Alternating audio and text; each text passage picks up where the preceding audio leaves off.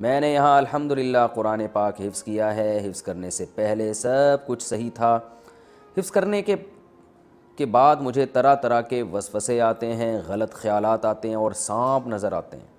اور جب میں آنکھیں بند کرتا ہوں یا سوتا ہوں یا اس کا کچھ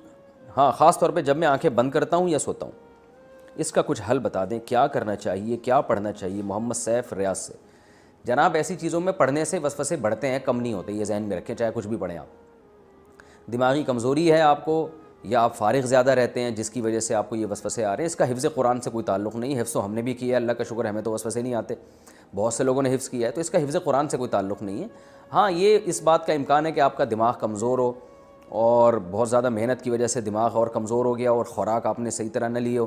تو یہ تمام باتیں آپ کسی قریبی معالج کو بتائیں، کسی نفسیاتی ڈاکٹر کو بتائیں کہ مجھے میرے ساتھ ایسا ہو رہا ہے، میں آنکھیں بند کرتا ہوں سانپ آتے ہیں، یہ آتا ہے وہ آتا ہے، چھپکلی معذرت کے ساتھ کوئی بھی چیز آ سکتی ہے کسی بھی ٹائم پہ، تو آپ جب اس ڈاکٹر کو بتائیں گے تو وہ انشاءاللہ کوئی اچھے ماہر ڈاکٹر ہوں تو وہ آپ کو آپ کی بیماری کا علاج انشاءاللہ بتائیں گے۔ اس کا میڈیکل سائنس سے تعلق ہے، اس کا مفتی سے تعلق نہیں ہے، معذرت کے ساتھ۔